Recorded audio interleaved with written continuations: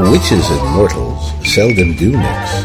But when mixed marriage is on the cards, insanity pursues with the classic 60s sitcom Bewitched with your co-hosts, Vicky Ray, Rod Labby, and Keith Chandler. Witches have never been so exposed before.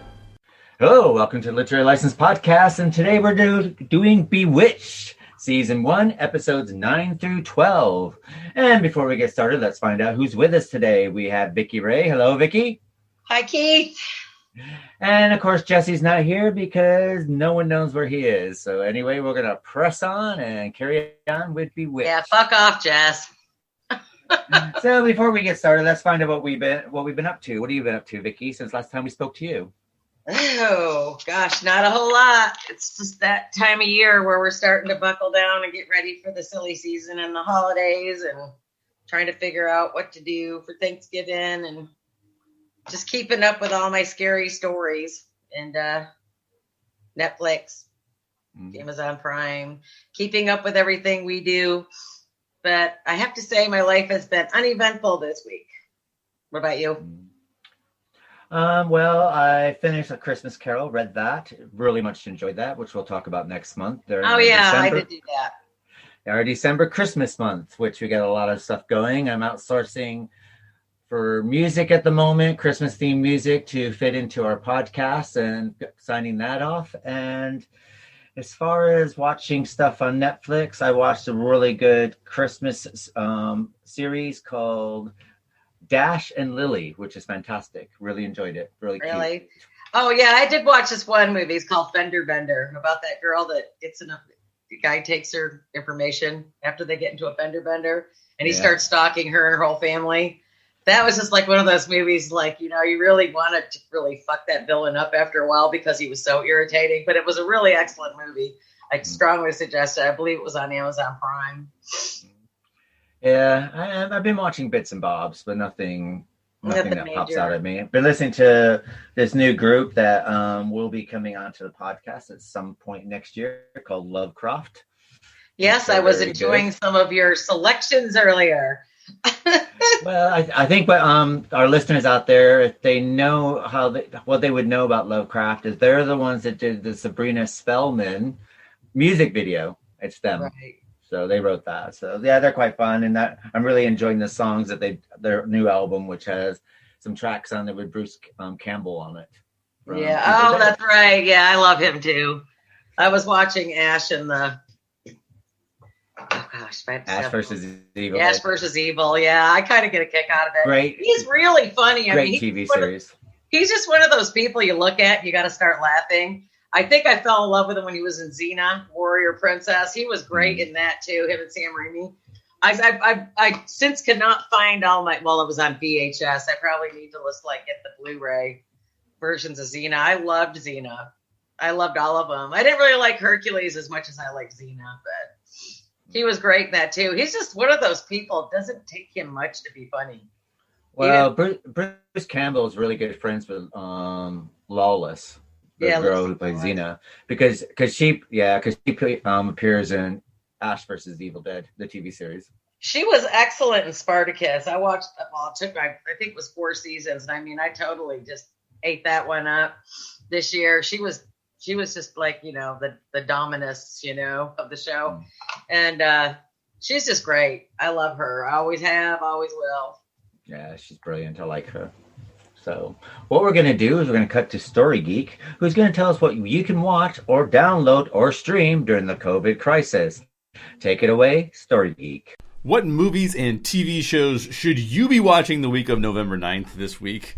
I'm Jay Shear, co-writer and director of Death of a Bounty Hunter. You've heard me mention it before. A new supernatural steampunk western available right now as a full cast audiobook. 14 different characters voiced by 11 voice performers. Really fun project to be a part of. I was the co-writer and director of it. Get the first 2 chapters for free over at deathofabountyhunter.com. Well, you don't have any new movies in theaters this week, but we do have a new rental that you can rent. Bill and Ted Face the Music. It is now available to rent on Amazon Video. Metacritic gives it a 65, which at this point might mean that it's up for an Oscar because there's not a lot of competition in this next Oscar year. Let's jump over to Netflix. There's not a lot of new stuff to report on Netflix, so I'll just give you an update on what I've been watching and maybe what you want to watch too. I am in full cheesy Christmas movie watching mode over in my household. Holiday was decent. It's a new Netflix movie.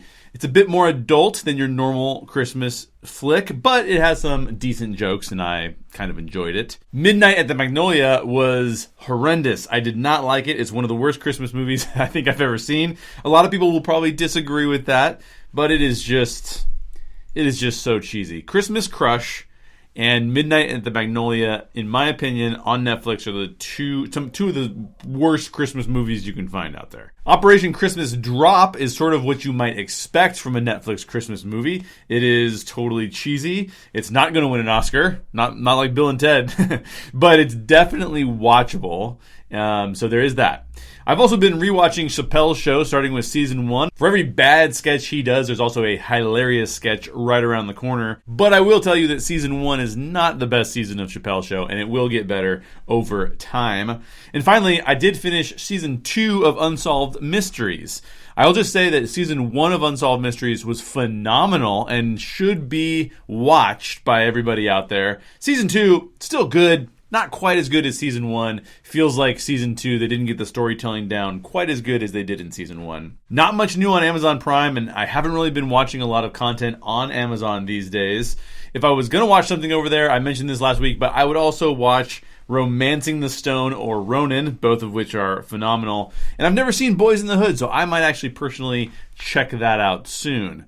Over on Disney Plus, they don't publish a lot of new content on Disney Plus, at least not frequently, but we are getting new episodes of The Mandalorian, as I've mentioned before, and it is one of my favorite shows on TV. Also, the Story Geeks podcast, over there, they're doing a lot of content about The Mandalorian, so if you are into that, you might want to check out some of the things that they have to say. Hulu added The Nice Guys and then not much else, so I'll double down on last week's recommendation and tell you to go back and watch Kingdom of Heaven, which is sort of a great period piece about the Crusades, and you don't get a lot of content specifically that's great in this time frame, so I would recommend Kingdom of Heaven over on Hulu. Are you looking for a new podcast or possibly a new audiobook? As I said at the beginning of our segment, the new audiobook, Death of a Bounty Hunter, is out now, a supernatural steampunk western. Of course, I'm going to be promoting it to you because I wrote and directed it, but it was really a project that I just found absolutely amazing to be a part of. We had some fantastic voice actors, 14 characters voiced by 11 voice performers. So please check that out. New episodes of Death of a Bounty Hunter are coming out every week, and you can find more information at deathofabountyhunter.com, including the trailer, to see if you think it's something that you would enjoy. This has been Jay Shear, and I hope you have fun watching movies and TV shows wherever you can find them.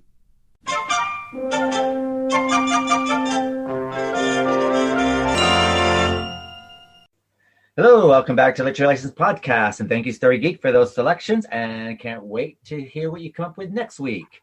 So what we're going to be discussing is Bewitched. Now, for our new listeners out there, we do Bewitched slightly different from everything else because they are individual stories. So we'll be covering each episode in turn.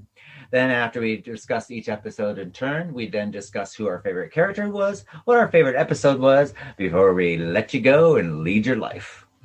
So our first episode is Witch or Wife, which is episode 9. With her husband over time, Samantha is bored and agrees to have lunch in Paris with Endora.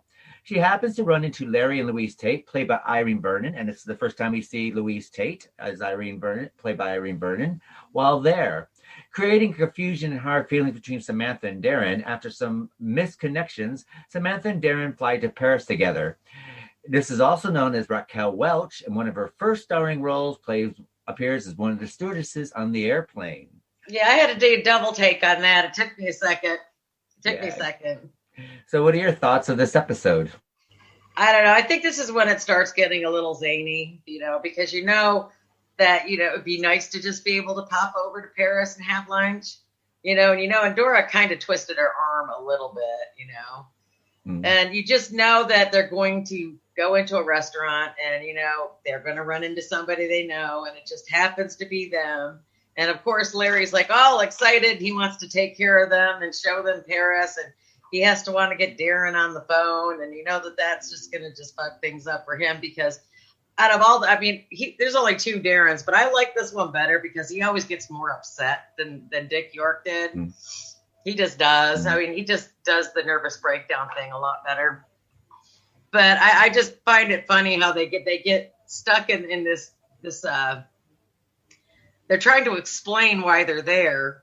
And it's kind of almost impossible to explain, It just, they have to keep coming up with excuses and nothing like building life on life on life.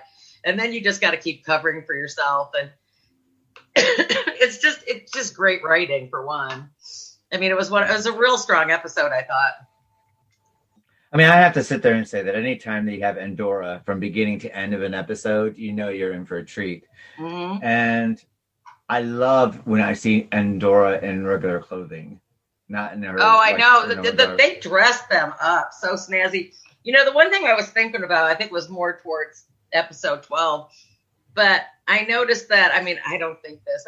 I don't remember my mother doing this in the 60s and the 70s. I was a little girl, but I noticed that they have their housekeeping clothes on. And then they put their beautiful clothing on just to go to lunch with their pillbox hats and whatnot.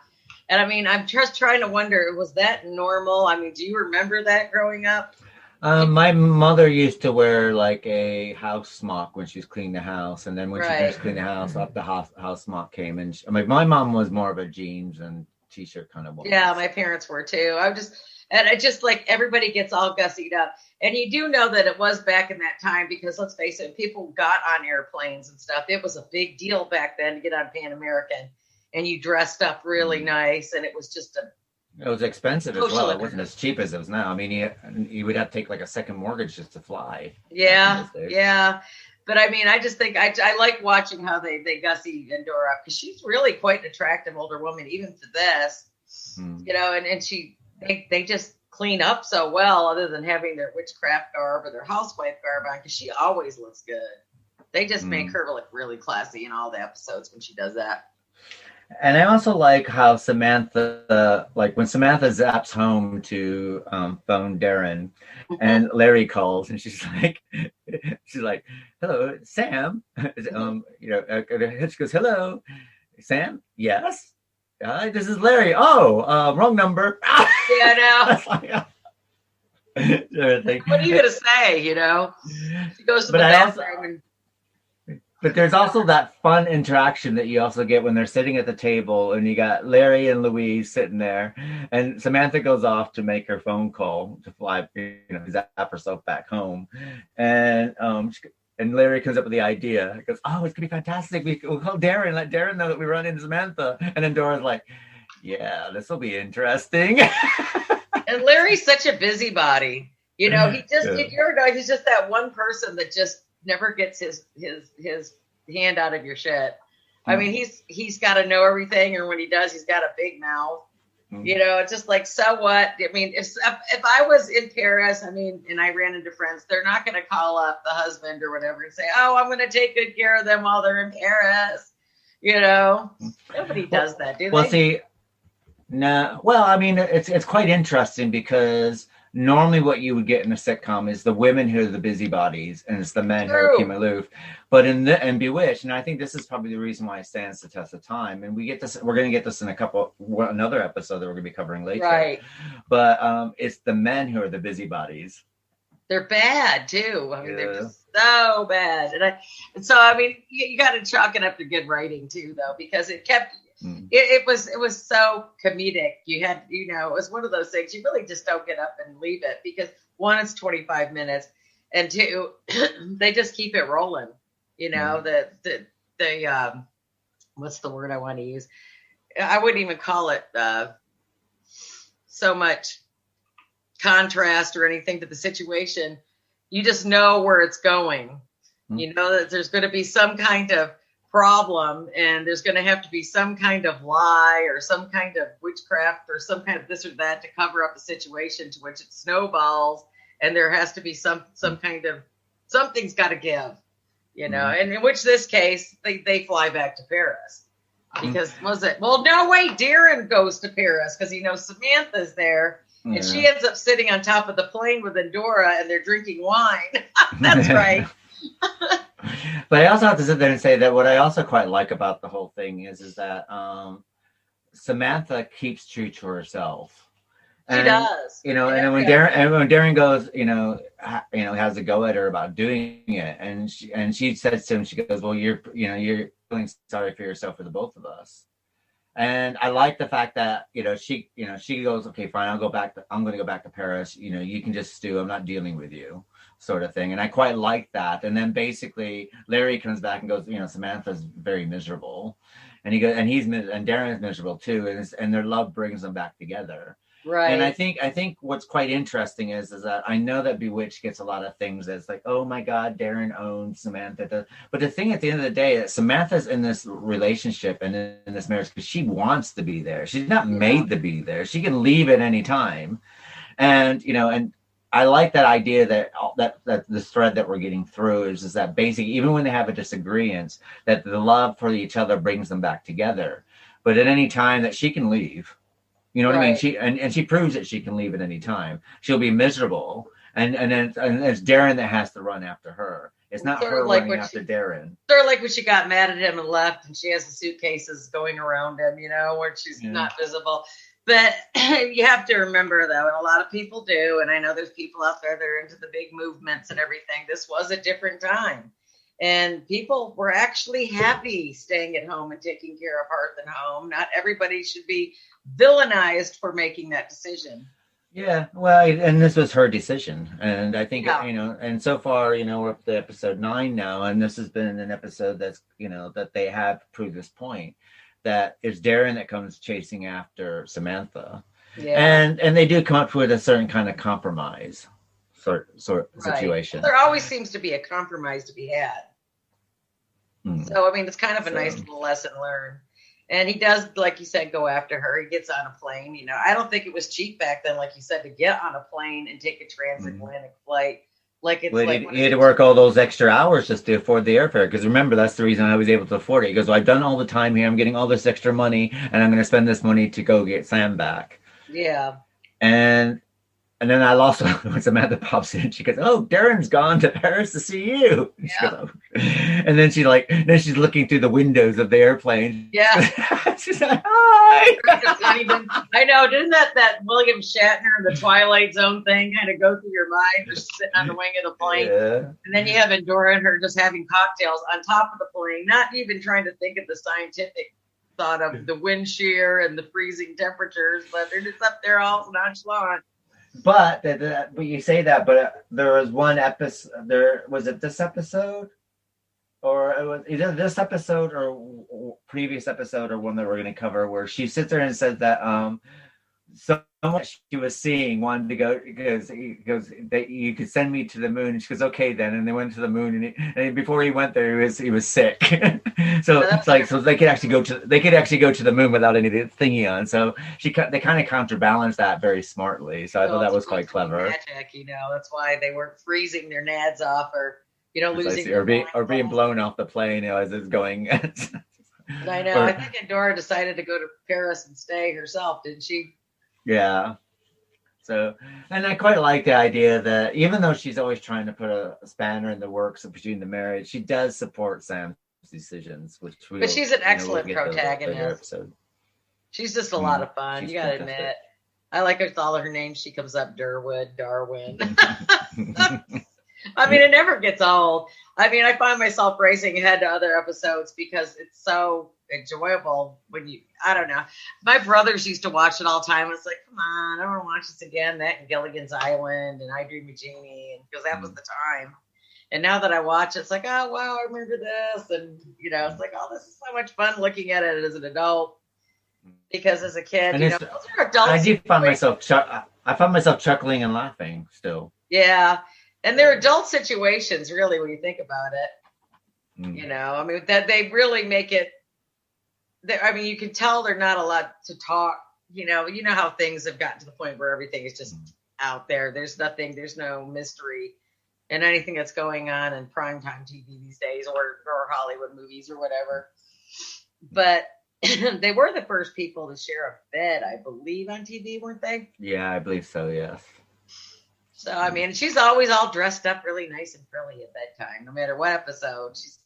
Who dresses like Well, that? even when she's doing the housework, she looks good. So Yeah, she's got little, nice pants on, and she's got her little capri pants on. Yeah. And her little flats. I just love how they dress up just to go to lunch. I mean, she's got like a $500 dress just to go meet her husband for lunch, in all the episodes. But it's kind of fun watching Endora get in on this one, because you could tell she was actually trying to help her, even though she knew the phone conversation at the restaurant table was going to be uncomfortable. Even though she kind of helped it along a little bit with her, innuendo and whatnot, knowing that it's going to be a tad bit of an issue.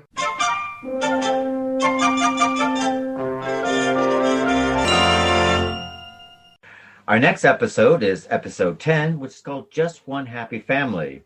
Maurice, Samantha's father, learns she's married and wants to meet his new son-in-law, but disapproves of mixed marriages. And an argument prompts him to disintegrate Darrin. Endora is furious, and Samantha tells Maurice she loves Darrin and not to take him away from her.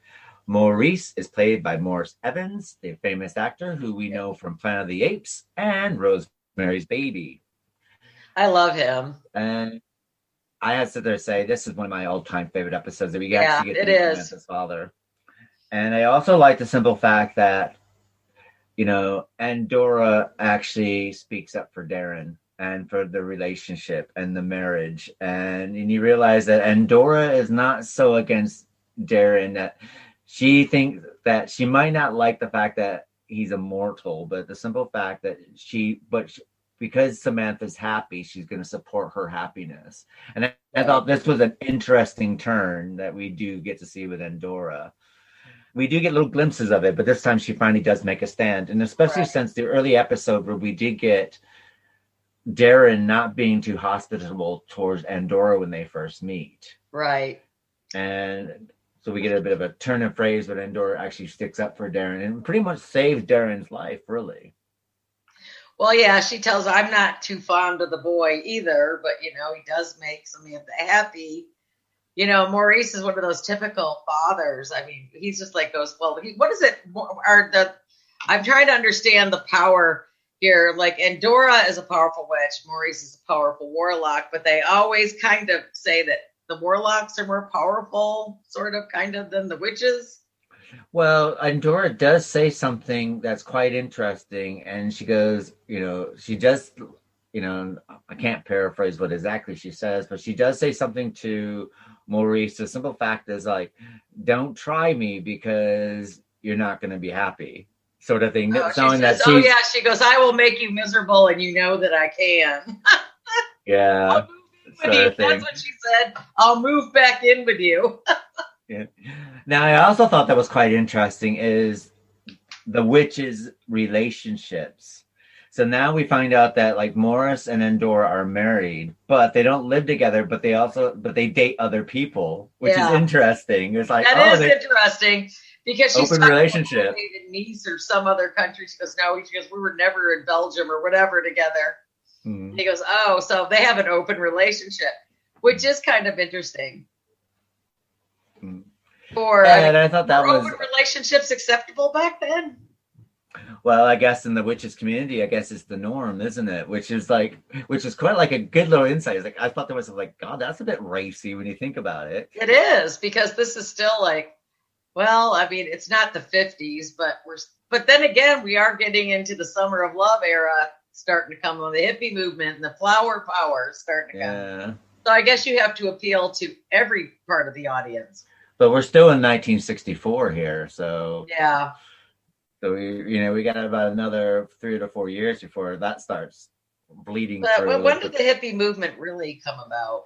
About 67, 68. And that's when, and then we got some TV shows that started to categorize that, like Laughing,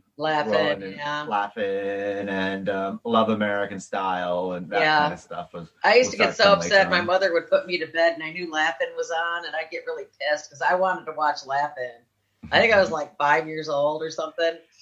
It was very colorful, wasn't it, as well? Yeah, I remember Goldie Hawn being the little blonde, and she used to have all the flower tattoos, and she would dance and stuff. Yeah. I And love Joanne that. Worley and Ruth Buzzy and Ruth Lily Tomlin was on that as well, wasn't Lily she? Tomlin, Eunice, the telephone operator. the telephone operator, one ringy dingy. And Ruth Buzzy and Artie Johnson as well, wasn't it? Yeah. And Ruth Buzzy would be the old woman with the hairnet, and he'd be like the weird man on the park. And Artie Johnson was the Kraut or the Nazi or whatever he was. Yeah. Look at her laughing.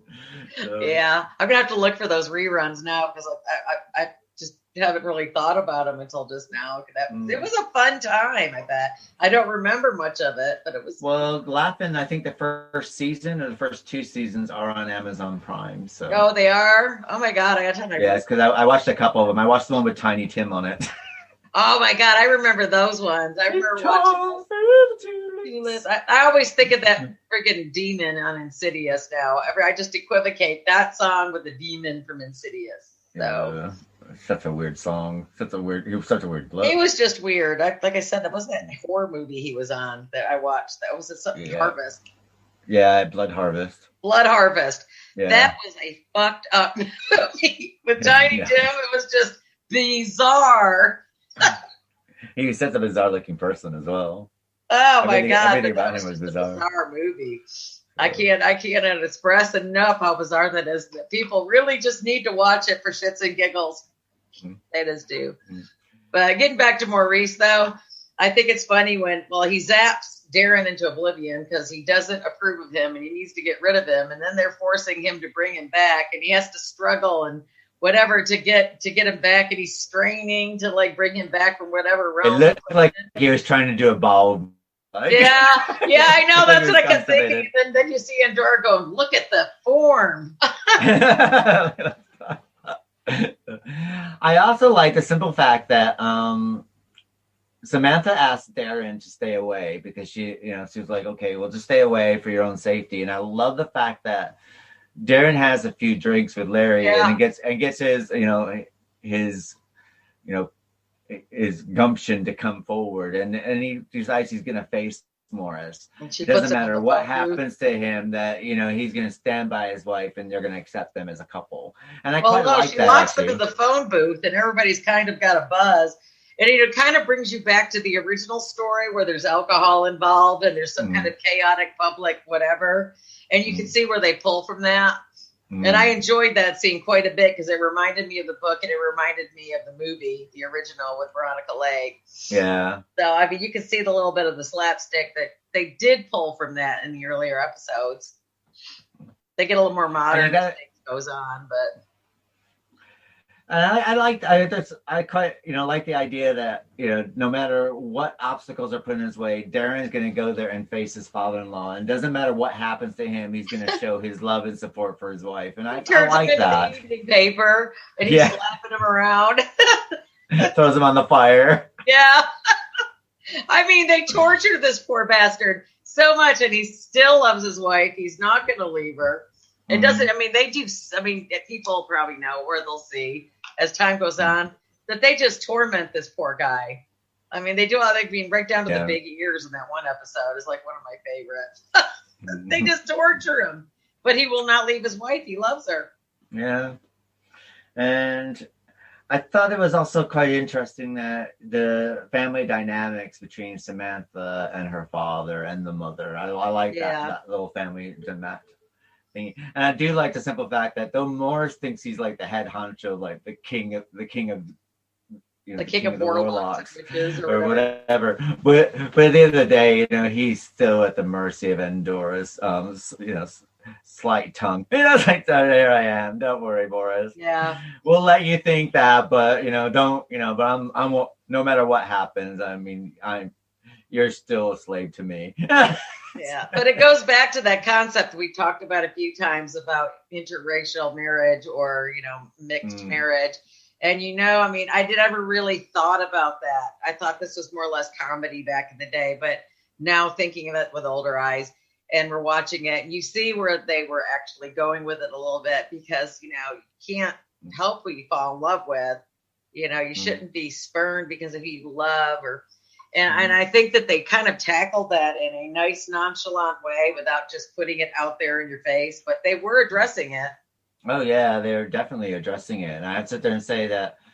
And I think that's where we go a bit wrong in today. Today, what they do is they kind of hammer you over the head with like whatever social message they're trying to convey, to the point that's like, because they're hammering you over the head, just like you tend to want to go in the opposite direction.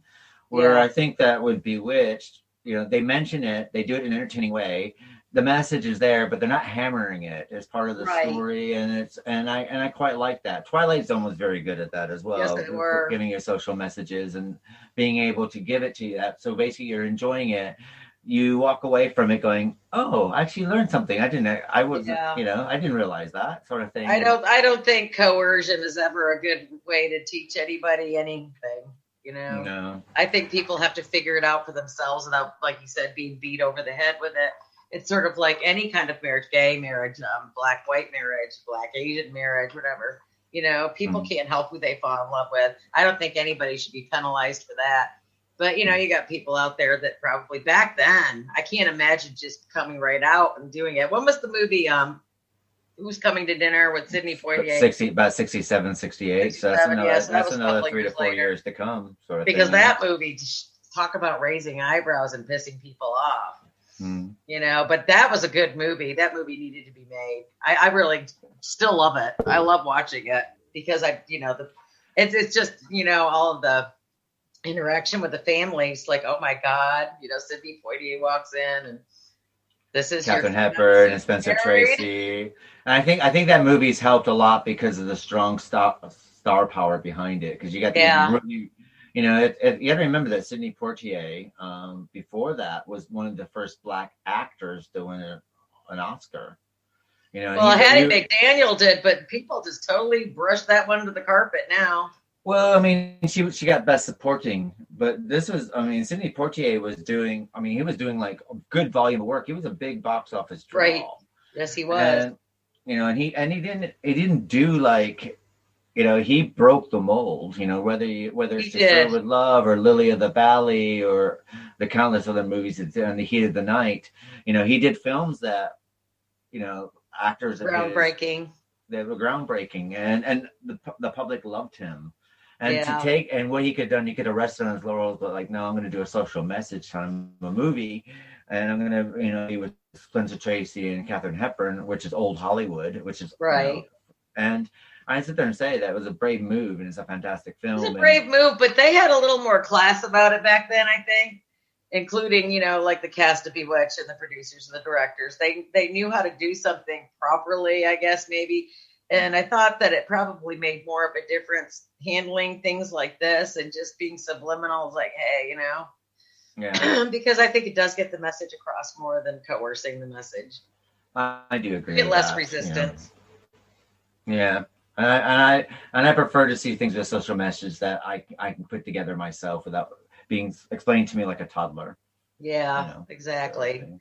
But Maurice is, he's a great actor. I love him in all of these episodes. I love it when they bring him back, because even though he's nice to Darrin, eventually kind of sort of after he brings him back piece by piece, first it's the shoes, and then it's, I forget what else comes back, the shirt, because he comes back in his wife beater, doesn't he, or whatever, his t-shirt.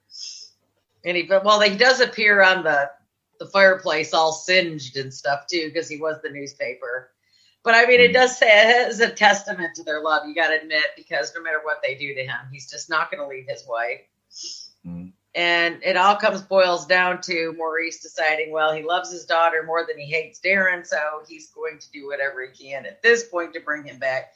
And then he even says that he admires him for taking all this crap.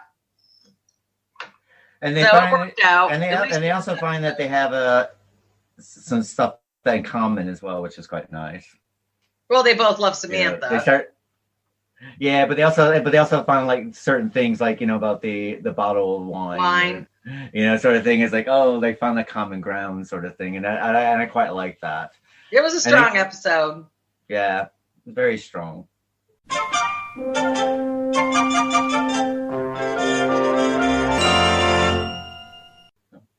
This brings us to episode number 11. It Takes One to Know One, When Darrin begins searching for a beautiful model to play Miss Jasmine, Endora sees it as an opportunity to break up her daughter's marriage and send a gorgeous witch, played by Lisa Seagram, to seduce him. Samantha recognizes model Janine Fleur as Sarah Baker, the witch. Sarah is determined to fulfill what she set out to do, namely seducing Darrin despite Endora calling off the contract. Samantha, who still has faith in her husband, just wants her battle with Sarah to be in an even playing field. This one's funny because it's got vintage Larry all over it. You know how he double talks a lot? It's like they're looking for the perfect model to launch this campaign. So they're looking for something that's exotic and beautiful or whatever, which they probably could pull like a lot of beautiful exotic women. But it happens to be this particular woman that just walks into the office, courtesy of Endora, which we find out later that she had something to do with it. And, and you see Darrin trying to address her, but he's trying to call Larry to the office and he's trying to reach behind him and grab the phone. And he can't really grab the phone because he can't take his eyes off of this woman because, let's face it, she's beautiful brunette with beautiful dark eyes and everything else. And I love how they make her stand there. You could just totally see her whole figure. I think, what was it, 37, 23, 24, 37 or something like that, because he was writing notes about her. And I guess that's when people would really, I can't even imagine having a 24-inch waist. I could do the 37 bust, the 24-inch waist, never. Well, another funny thing is we get Endora, and she's rooting around in Darrin's stuff. It's like, and then Samantha opens the fridge and she's in there. Oh yeah, I love how she appears in certain places, like the cups and and in the fridge and hurry up, it's cold in here kind of shit, But I like how, because at first you're just wondering, okay, well, you knew because she was so mesmerizing, you knew somebody was probably behind it. But at first you really weren't quite sure. And then you get Larry thrown into the mix and he sees her, and then they both get invited over to her house, which is where it really starts picking up as funny because she keeps giving Larry naps. And she keeps trying to seduce Darrin, and then Samantha shows up and freezes everybody, and it's all get out, it's hysterical. Especially, my favorite part of it is when she keeps putting Larry to sleep. Yeah, and he's like, oh. and I love another great scene I have to sit there and say is that when Samantha decides, because Darrin's working late a lot because to get this campaign out, and Darrin decides that he can't. They're supposed to have a lunch date, and Darrin declines and said that he has to have a working lunch, and so they go to the restaurant, her and Endora, and Samantha's looking at her going, "Wait just a minute," and this freezes everyone. Yeah, and the woman and the Miss Jasmine's frozen, and then she goes. So basically, Samantha goes up to her, and goes, "Come off that." She's like, "I know who you are." Sarah. Yeah. So. So you knew she was I'm trying. I wish they would always go back in just a little bit and go back into the backlighting of what's gone on with them in the past, because clearly they were kind of rivals at some earlier point in their existence to each other.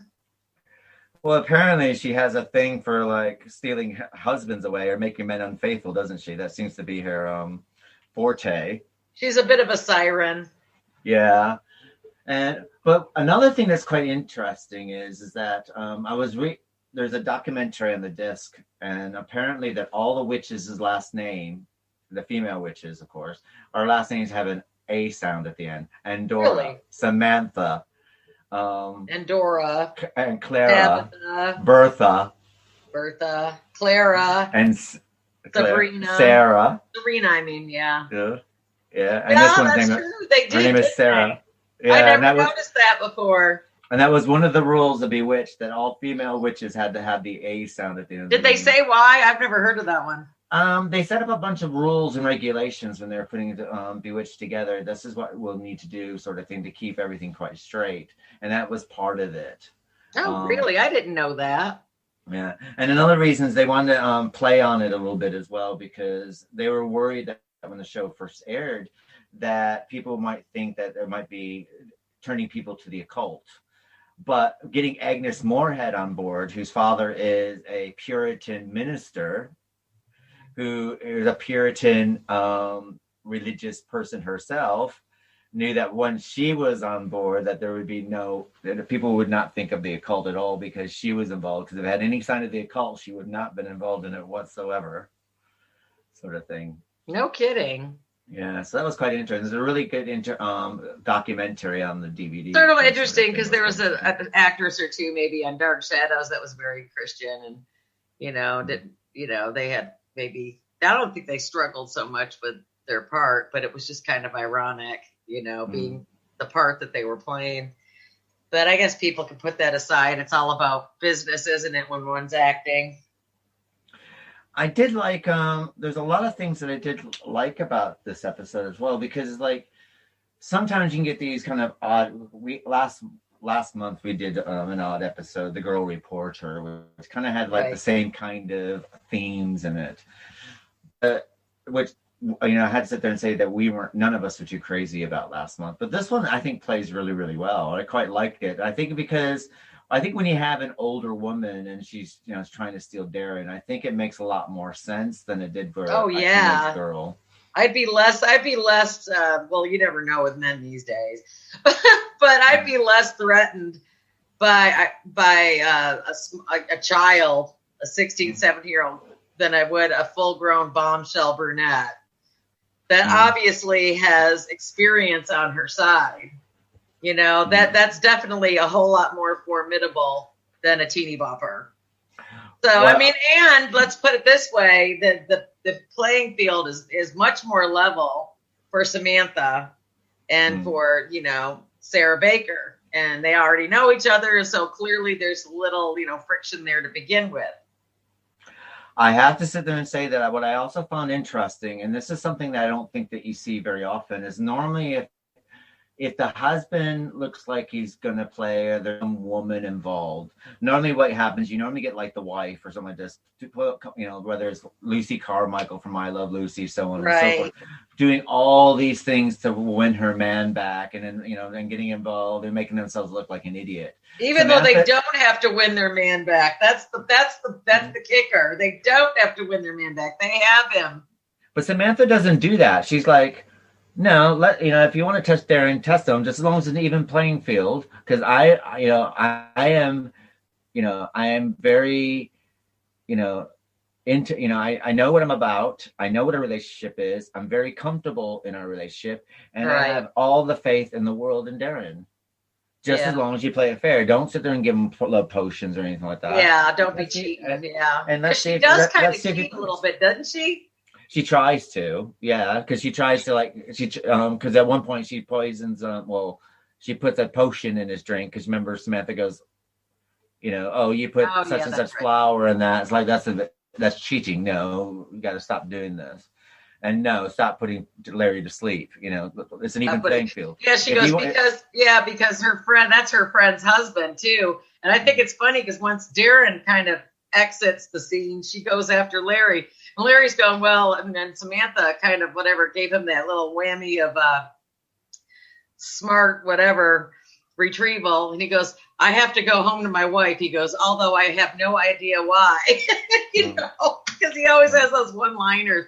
He's such a kid, and he's so, the funny thing about Larry is, he makes a lot of these episodes, sort of like Louis Edmonds does for Dark Shadows. He's got these one-liners, and he's so two-faced. And, he's always acting like a real yutz about his wife, but he loves his wife, which we'll figure out in the next episode. But he's like the greatest comedy relief for having a best friend on the show, because him and Darrin aren't really totally alike, but, let's face it, Darrin has a little more respectability and Larry's a little sketchy. Because you always. Well, Larry's a bit sexist as well, though. He's terrible. And, it's kind of like, because Louise is nice looking. She's not ugly. She's beautiful. But some of the stuff that he says to her is like, oh, Louise. I know. He reminds me of Abner Kravitz. He's kind of really, he loves his wife, but he's very condescending towards her. Think she's a schizophrenic, and do we have a lot of Gladys in this one yet? We didn't have any Gladys. I think we get a little bit of Gladys. in the next one. Yeah, the next one Yeah. we get Gladys in the next episode. Right.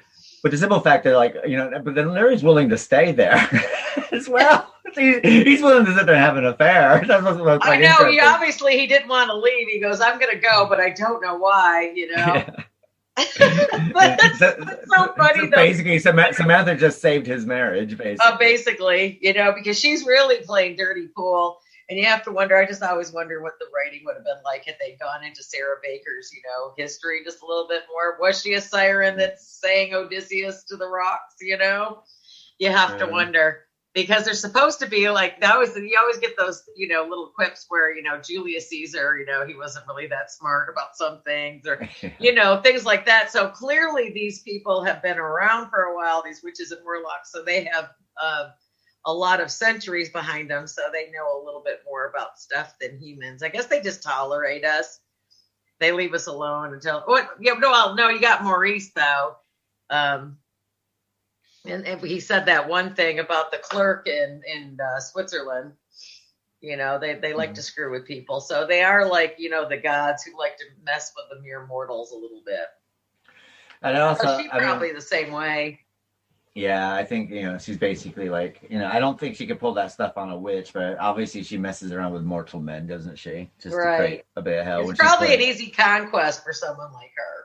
Yeah, and it's a bit like a cat playing with a mouse, isn't it? Sort of. Well, did you see how he kept positioning her while he was trying to do the photography of her with the lion? Was it a lion or was it a bear? I can't remember.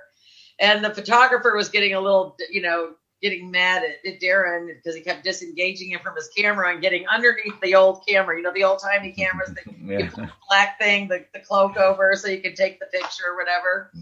And he's just, trying to situate her just perfectly and sensually or whatever. So, I mean, it really it's more about women empowerment than it is about anything male makes women feel better about any of these episodes, because it just made men look plain foolish, and then they'll do anything for a skirt, So it wasn't derogatory towards females at all, I must have to say. No, I thought another thing is this also proves that Darrin does love Samantha, even though there's this sire in there. He's still faithful to her, and to the simple fact that even when he has to go to her.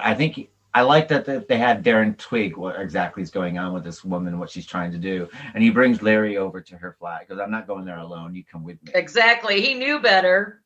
He did know better. And I think a lot of people can learn from that kind of lesson. I think it's kind of funny how she calls out Endora, Sarah does. She goes, "You can go now," and all this other stuff. And she goes, "Well, we're calling the kettle black here because you're the one that enlisted me to pull all this." So Endora's like kind of getting a little squirmy because let's face it, she set Darrin up because she didn't think that he was going to be true. I mean, they put him through all these trials and tribulations. And it's like, no matter how much this guy does, they still mess with him. He loves his wife. He's not going to cheat. It's clear, but they still screw with him constantly. And it just goes on and on and on. It's just funny. The writing is great for this one. Absolutely great writing for this episode. But it does make you wonder, is this like, so who's really entrapped in this relationship? Right. Samantha is Darrin. Yeah. I think most people would just get up and leave, wouldn't they? Because I would. If my in-laws were kind of like that, I'd just like, okay. Well, if somebody, turned me into a newspaper, thrown me into a fire, sent me into oblivion and brought me back piece by piece, like shoe, clothing, whatever. I mean, is it really worth all this? It's like, is this worth it,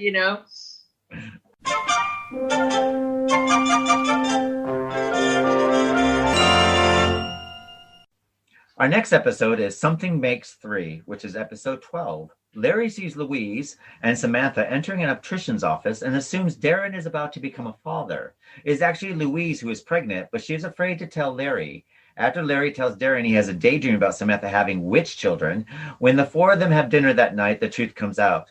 This is quite interesting because as Maureen McCormick, Marsha Brady, Marsha guest stars as little Endora, one of the witch children. I have to sit there and say I really like this episode. I love this episode. So I like the simple fact that first of all, Larry Tate hasn't been to a dentist in years. Yeah, he was afraid to go. Well, no, he went when he was 37. His father took him. Yeah, his father took him. And then he basically opens up his mouth, and then Darrin has to look in his mouth to see if he has a cavity or not, which I thought was quite interesting. But and I like the miscommunication that you see something, you hear something, but it's not what you see and what it appears to be. And how the truth just keeps shining, and it's one of those fantastic comedies where basically it's all about miscommunication about all of them. And about gum flapping and not keeping your mouth shut, minding your own business. It's definitely about not minding your own business. Precisely. And I have to sit there and say that this is probably the first time that we actually get an insight to Louise Tate. Yeah. And I quite like Louise Tate. She's a lovely person, actually, because she is, and she puts up with a lot of crap too from Larry, because she is. They're married for 16 years, and they just figure children are not going to be part of the equation. And so she calls up Samantha from the filling station. I'm just down the street. I need to talk to you. Mm-hmm. She probably went for her regular, test. What women usually do. And found out that she was pregnant, and the rabbit died. Yeah, and it just the rabbit died. What is it, 64? The rabbit died, definitely. But I found it interesting because, of course, she's going to call her best gal pal, and clearly there's probably a little bit of age difference here. Yeah, I would sit there and say so. But she's probably borderline 40 tops. Which is probably a little older back then to have kids, because you know how people thought back then. You could have babies clear into your 50s if you're crazy enough. And I just liked how they went to the doctors, and and he goes there Larry goes to get his cavity fixed or whatever it is. He sees the two girls going into the obstetrics office. And of course, he has to open the door, just happened to hear a conversation. Oh, I can't wait to tell Darrin. Because it's going to be all exciting. I mean, poor Louise doesn't know it. The funny thing I thought about that is when they have the dinner party and Louise is downing martinis and she's pregnant. I know. This is definitely another world and another time. Well, another thing I thought was another quite interesting thing, which is quite, and here we are talking about a comedy series, but there's a lot of social relevance in this series. But the simple fact is how men treat women differently if they're pregnant. Yes. And you get a lot of that. Or something. Yeah, I mean, it's just like, Samantha, let me do that. I mean, they're ignoring poor Louise. They both bring in flowers thinking that Samantha's the pregnant one. And he tells Louise to cook dinner because he doesn't want Samantha on her feet. That'd be Larry. And so poor Louise is all beautiful. That's a really cool looking flapper kind of dress she's got on. I totally love it. And Larry doesn't even really say hello. He goes, "Oh, you look beautiful." Louise just stand there looking rather beautiful, as it were. And then you hear him with his comments. I mean, I would have bitch slap him if he was my own man, because you got to go to sleep eventually at night, right? He goes, "You're getting a little thick around the middle. Isn't that dress a little tight?" And it's just like, God, Larry, Well, I found another thing interesting is that Louise was dressed up a lot more than Samantha was. But when they come in, they talk about Samantha, how beautiful you look and how gorgeous you look. Smells so nice. And you're like, and Louise is like, what am I, chopped liver?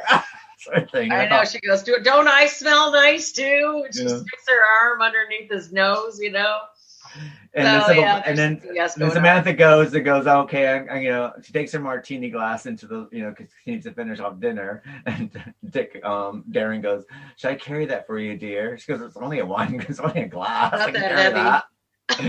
Not that heavy. Precisely. It's only a martini. However, then he has that dream, though. You got to get to the dream where Darrin's envisioning having all these witch children flying around on brooms, just wreaking havoc in his life. And you can see the doubt in his mind. It's like, well, is it going to be a boy or a girl? What will it be, basically? It's not a boy or a girl is the question. And so you see his panic, Well, what was quite interesting is that all the children were named after Samantha's side of the family. I know, Maurice, Endora. And then you got the two just standing there on the desk. And then you have the wise-ass child, what was his name? Was Maurice? Yeah. And then Maureen McCormick was Endora. I mean, which I never knew that until I rewatched it again the other day. I go, that's Maureen McCormick. I didn't even know. You know, so that was pretty cool, recognizing her as a little kid. So that must have been definitely. I also thought it was, but it also was quite interesting, the simple fact that we go back to the mixed marriage situation again. Exactly. But instead of like asking, what color the child is going to be or anything like that, it was kind of like, but they did ask us like, we won't know until he's born. That's right. Sort of thing. And I thought that was very, very interesting. I mean, back then they didn't really have they didn't really have genetic going on, did they? Genetic research. They probably did, but.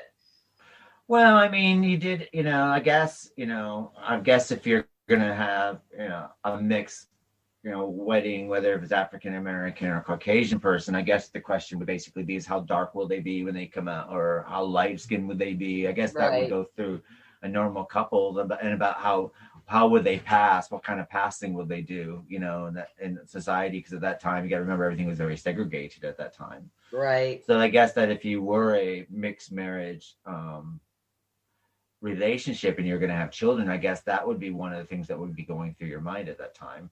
I mean, yeah, because this was the era of Bobby Kennedy, so yeah. But that time, I mean, Rosa Parks still hasn't drank out of that mountain water fountain yet. Yeah, she still hasn't moved off the front seat of that bus. Precisely. So, and that kind of thing, which would be a lot of social upheavals. That brings. I used to be a executive secretary for a city municipality here, and there was an old building that the city wanted to renovate, and I have never seen this before in my life. I don't know why this just reminded me, but I went downstairs and it had not been occupied for decades, and it had the white only and the black only bathrooms, and they had the bubblers white only and black only. I had ever seen anything like that, honestly, until I'd been into this particular building, because I was there for collecting data or whatever, for procurement of the building. It was an old courthouse is what it was. And here in Texas. So you're talking Texas in the 60s, and this basement no one had done anything with it. Well, since then, everything had been renovated, but it kind of gives you respect. And I mean, I know some older black folk, and, I love them to death. And they don't talk about it, but it kind of puts it in perspective that they actually had to go to the bathroom somewhere else and drink out of a separate water fountain, which I find to be bullshit, because they're such nice people. They really are. And I just can't imagine them having to grow up like that. But you do see that, and it kind of puts things in perspective a little bit. Yeah, so I think that's what was going on with Darrin. He's like, oh my God, my family, what am I going to do? So. I guess we were quite blessed growing up in northern New York, because we didn't really have all that up there. No, we didn't. We had a few good families that I'm still friendly with today that were colored, but I mean, they were, no one thought, we didn't see color like people saw color back then. And we didn't have there was never a race problem where we were from. But then again, we're in the northern part of the States, and so we have a totally different. We had a different demographic for one. Yeah, well, the house I was living in, which is quite interesting, is that the one on Jericho Road and Route 3, that had a cave underneath, and that's where they would Underground Railroad. That's sort of like the church on Morrison Street by your sisters and my mom's house. They also had an Underground Railroad there, historical landmark. So that way they could, smuggle them into Canada for freedom, sort of thing. Yeah, during the 1800s, sort of thing. So, but I thought that was quite an interesting way that Bewitched was able to take that and then turn it, look at it, and then make it very, very interesting and relevant. And my hats are off to them, because the writers for the series are done a fantastic job. That you find something, you're laughing, you're enjoying it, but you're still getting a message bleeding through that's not thrown in your face. And that, it's another excellent, episode. The writing for this whole block was extremely strong. And I mean, it attacked the same issue over and over again too, or at least in 2 or 3 of the episodes. And I'm not sure, was this the episode with Mrs. Kravitz kept thinking Samantha had a swimming pool? Yeah, this is Mrs. Kravitz. And we can't forget the comedy relief though, actually, because she sat there, she knows there's a swimming pool, she sees her diving into it, and then she's got poor Abner out there in the middle of the night looking for a swimming pool in the back of the Stevens's, house. I don't know how they got in. They just probably let themselves in. You know, it's like the poor woman, she's seeing these things and she just looks like she's batshit. Well, and because they begin the episode that way, and then of course, we have a little bit of a, they ask her, and she goes, "No, I don't have a swimming pool," sort of thing. Yeah. And then we get the epilogue of the episode, which is quite interesting, where she gets a trampoline, so Samantha's bouncing on the trampoline, and Gladys overlooking her. Yeah, and then when Gladys heads back, and all of a sudden it's like, "You're a splash," and then she has to clear out her ears, like, "No, I'm hearing things." That poor woman. Yeah, poor Samantha. When she was doing these episodes, was she healthy, or was she just on her way out? Because it's kind of sad, actually. Yeah, I mean, this Gladys, I think, lasts for about 2 seasons, and then she dies from cancer. Yeah, that's a shame. Back then, I don't know if it was a smoking issue, but God, everybody smoked. I mean, do you hardly ever see anybody light up a cigarette like they do in Dark Shadows or any of the episodes to anything in this era? And I mean, they always give a nod to the brand of cigarettes, stuff like that. Funnily enough, though, some Bewitched, I don't see that much smoking in Bewitched. Larry smokes a lot, doesn't he? Yeah, Larry does, but Darrin does every once in a while. Because Darrin does in the opening episodes, because remember, she brings the lighter back and forth. She slides it over. Oh, that's right, yeah. Maybe there were social smokers, too. Some people just smoke for grins. But then again, we never see the witches smoke. I don't think we've ever seen that. No, you don't, do you? I don't even think Serena smoked, now that I think about it. Yeah. I guess we'll figure that out as we go. Yeah, sort of thing. So I just that's can't something to look out remember. for. So if any of our listeners out there know of any of the witch casts who do smoke and Bewitched, let us know. Drop us an email at info@llpodcast.com. Yeah, I'd be curious to know, because I just can't place anybody smoking a cigarette. That was, well, I mean, if anybody's going to smoke, it would be the witches, because, they're immortal. They're not going to die of cancer like us mere lowly, mortal beings. But then again, they have less stress than the mortal do. So. Well, yeah, because they could just zap this and zap that, or zap health, or it'd be really kind of cool to be able to wiggle your nose and say, "You are healthy now." I would like to wiggle my nose just to zap myself to work and zap myself home every day. That'd be fantastic. How about not working? How about just going somewhere new every day? Precisely. Oh, I'm hungry. I'm going to Turkey. I want some Turkish food. Yeah. So. But this is a pretty strong episode, though, because it does kind of set up a foundation. Well, you're not really thinking too much. It's probably in the back of your head that Darrin and Samantha are going to have children. But then you start wondering, okay, well, eventually they might have children. So how is that going to go? Because there's going to be all kinds of back and forth with that, because you can't really control a small child. I mean, and then you find out that Larry actually does have a heart. When he finds out that Louise is actually pregnant, he does like, oh, this is fantastic, because you don't expect him to really be all over it, because they've been married 16 years and they just don't have any children. So either they weren't trying or they thought that they couldn't have them. It had to be one of the two. Yeah, and this is kind of like, it almost felt like that they knew that it was never going to happen for them, and so they kind of just given up, and all of a sudden this is like last chance in life kind of pregnancy sort of thing. I've got friends that actually never had children, and they're like our age now, and they're perfectly full lives. They're happy, they don't, they just enjoy their life. They're not upset about it. I think sometimes there's a little regret, but they still live full, exciting lives, probably more so than the rest of us got married and had kids. Probably had more money as well. From the co-writers of the Amazon top-selling serial story, Timeslingers, comes a new, full-cast audiobook, Death of a Bounty Hunter, a supernatural steampunk western. 14 different characters voiced by 11 professional voice performers. A Korean bounty hunter named Flint finds himself in the middle of an occult plot to steal a powerful relic from an innocent woman. Get me the Iron Spur, and I will show you true power. Caught between the desperate sheriff who's becoming unhinged at the worst possible time. He mutters the word like a curse dipped in sarcasm. I draw my gun and shoot him between the eyes. And the phantom woman haunting his nightmares. The living always think the dead are worse off. Flint will have to make a choice. Confront the sheriff's posse of misfits or run. But he's losing time. An ogre of a man with a Gatling gun for an arm. The brash and headstrong Pinkerton agent, Geraldine Abernathy. And a young, speedster idiot ludicrously named Fancy Dude. They'll all converge at the home of a widow who's lost everything but possesses the relic they all desire, the Iron Spur.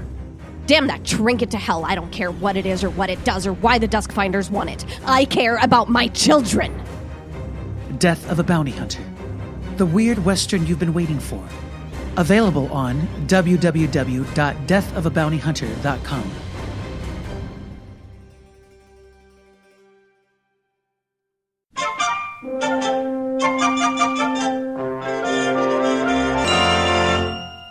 This brings us to the episode where we're now going to discuss who our favorite character was during this block and who our least favorite character was during this block. So I'm going to start with you, Vix, on this one. And I'm not the only one here. You're the only one I hate here. when you ask me to have the least favorite character because they were all so strong in this one that it's hard. I just can't even, I would have to say Abner because they didn't show him enough. And that's the only reason, because I love Abner and he's just so underrated. But that would be the only reason. I'm trying to think of a reason, Racquel Welch, well, she had her little pop in. I would have liked to see a little more of her. Yeah. I would like to see more other of than her. the stewardess. Was she known then? Or was this? I think she's just before her crest and her stardom. I mean, I think this is quite a couple years before 1 million BC. Right. Okay. Girls. Which every boy has watched to this day. If it shows up, it doesn't matter how bad the CGI is. People are going to watch it, especially the male folk. But I'd have to say Larry Tate is definitely my favorite out of all these. I mean, they're all really strong, but I like Larry's back and forth with, being a misogynistic pig and being a good friend, being a busybody, because without Larry, you wouldn't have the show, because you have to have somebody like that. You have to have a busybody. I mean, other than Gladys, clearly, but I mean, as the best friend, you just have to have this one foible in there. And he just brings so much comedy relief to almost every situation, like Paris, he's pushing the phone call or whatever.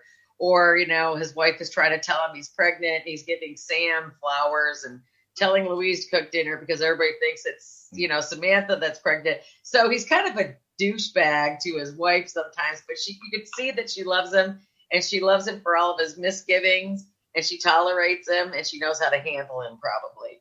Like, oh, did you like this dress? How expensive was it? Not very much. Oh, I love it, kind of stuff. He's just fun. I mean, he's got great lines, I mean, he's the writing is really strong for him because you can appreciate him as a character. Is he annoying? Yes, but you still find him a lovable kind of cat kind of thing.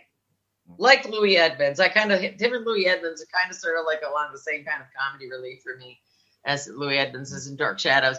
But I really love him. I think he's just a riot. But like I said, it's hard to not like any character in this block. They're all strong.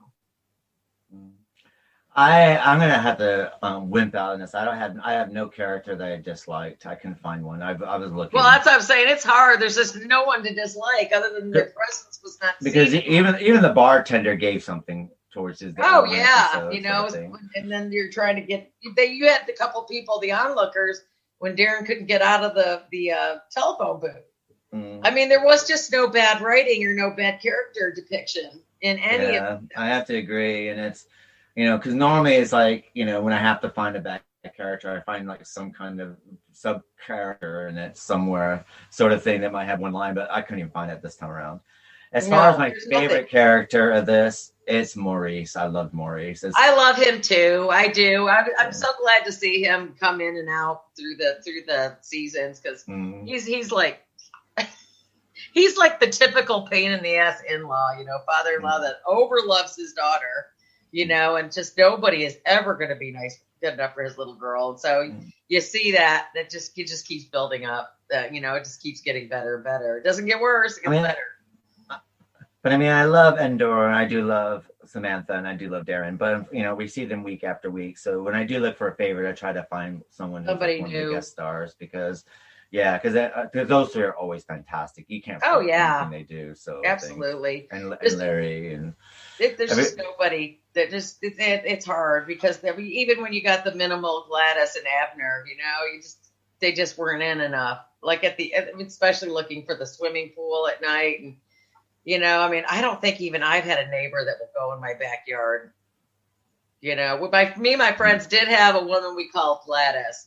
She was a nosy neighbor. Her nose was out the window all the time, always watching the street. It was kind of like that movie Tom Hanks at The Burbs. They go neighbor watching. Neighbor watching is fun though, especially when you live, in a big neighborhood like I do. It can be entertaining.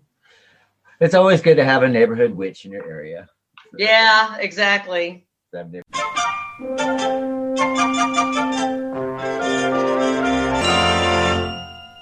Watch. And as far as your episode, which is your favorite episode of this block? Okay, that's a toss up between Samantha or Louise getting pregnant and Miss LaFleur, Miss Jasmine, because they're both really funny and they both deal with situations that honestly, they deal with jealousy or big news or just things that are relevant to just regular everyday life. And so when you watching it, it's like you can relate to it and also laugh at it. But they were all really strong episodes. So, you kind of find myself at a disadvantage because I can't really find anything about any of the episodes I just like out of all four of these. They're really strongly written and they're just a lot of fun. And you see all the fallacies of humanity, against witch and, immortal. I mean, they're just a lot of fun. If you can't laugh at these, there's something wrong with you. So I guess that will bring us. Oh, I guess sorry, I forgot to do my favorite episode. This is a tough one because all four episodes are very, very strong. Mine is a toss up between witch or wife. The Paris episode, only because I loved the interaction with Endora and the way Endora deals with the outside with Darrin's friends and the way she deals with the outside world. He's a real pain. and just one happy family with Maurice because he's fantastic. Every time he pops up in this series, I just look forward to him because he's fantastic actor to begin with anyway. And I'm such a big Dr. Zaius fan anyway from Planet of the Apes. Oh God, yeah. Just hearing his voice. I keep forgetting that was him. Oh my God, yeah, when you think of the eyes. Oh my God, I totally forgot about that. And his voice is so compelling. He's got one of those most distinguished voices. So it's crossed up between those two. But saying that, I can't fault the other two at all. It's really hard in this block to actually pick a weak episode, and I'm finding it. I can't find one. So they're all extremely strong. But my favorites are going to have to be those two, and I'm having difficulty tossing or turning which one I like the most. So.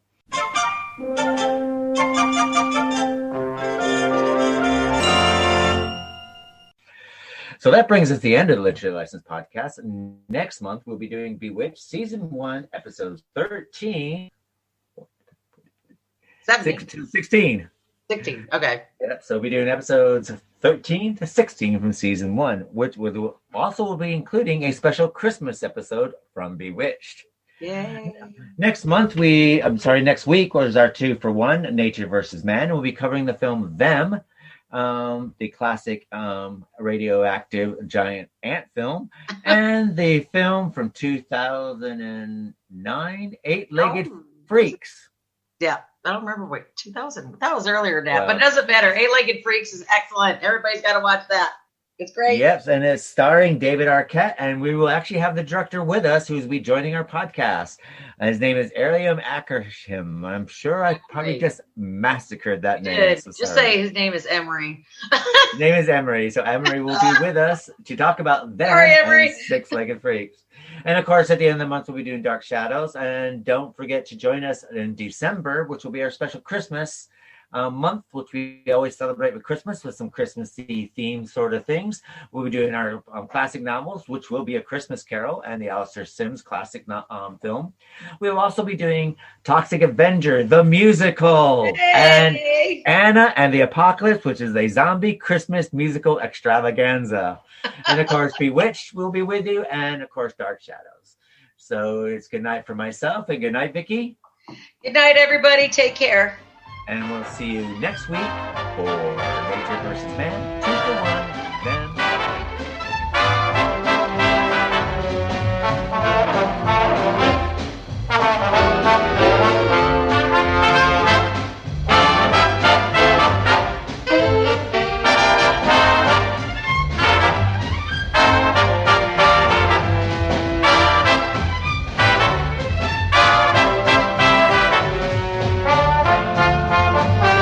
This has been a Literary License Podcast production. Until next time, and do not forget to comment or share. We would so admirably appreciate your support.